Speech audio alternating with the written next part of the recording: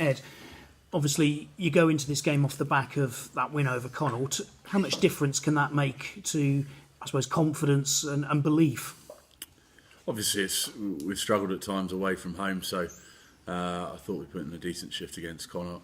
It's a difficult place to go. I've never had an easy game there. I think the conditions worked in our favour, to be fair to you.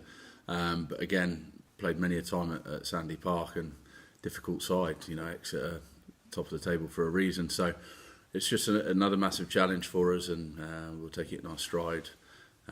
But yeah, like you said, there's a little bit of confidence from that away win. And in terms of, I suppose, that just enables you to trust yourselves, doesn't it? Trust ourselves. In terms of trust the game plan, all that sort of thing. Well, yeah, you've got to. That's the reason you're prepared during the week, is you go in with a game plan to play against Exeter and beat them. They're a side that hold on to the ball very well. So we know that when we haven't got possession, we're going to have to work really hard. They're quite a big forward pack. But from our point of view, I think we have a lot of threats across the park. We've scored a lot of tries in the last few weeks, and I think we can cause them some damage as well. Obviously, the selection last week reflected experience. How much can the players who've been around a while and have been there at the business end help the younger players? Because obviously there is that mixture in the Gloucester squad, isn't there? Yeah, for the experienced heads, if you like, we've got a big responsibility on driving the standards around training and preparing mentally for these games. There's a lot on the line. We can still make top four. Obviously, it's going to be a challenge. We've got some big sides in our last few games. From my experience, it's never easy at this end of the season, no matter who you play. So I don't think we can spend too much time worrying about the opposition, but I think be excited about the challenge, about the opportunity we've got to try and push into that top four.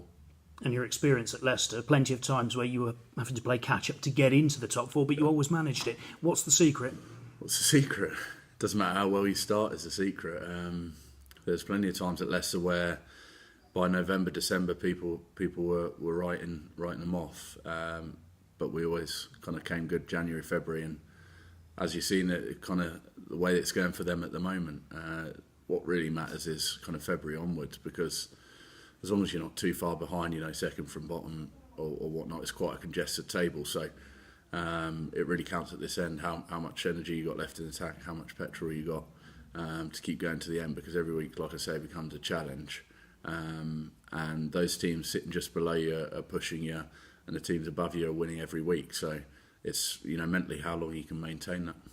And when you look around, you talk about how much petrol in the tank. How happy are you with the fuel gauge? Yeah, very happy. I think something that I've learned working under Johan is how he manages training. He changes it up during the week. So there are weeks where we're quite light on our feet, which is not something I was used to at Leicester. But actually, personally, I feel a lot better for it. So yeah, I think they're very wary week in, week out of getting the balance right between working hard, preparing well, and making sure we go into games mentally and physically fresh. And obviously you'd come back after injury for that Connaught game.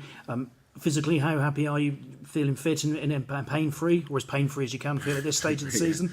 No, really happy. Like I say, this is the best I've felt for a long time. I struggled in the last couple of years at Leicester because I'd come off the back of some big injuries, and it takes time to get over those. But this year, the coaches have managed me well. Dan Tobin does a fantastic job, and I'm really pleased with myself physically. I think I can definitely improve. I can always improve. But yeah, like I say, personally, I feel good, and I think that reflects as well in the group from what I can see. And that just must be exciting times, going into that business end of the season.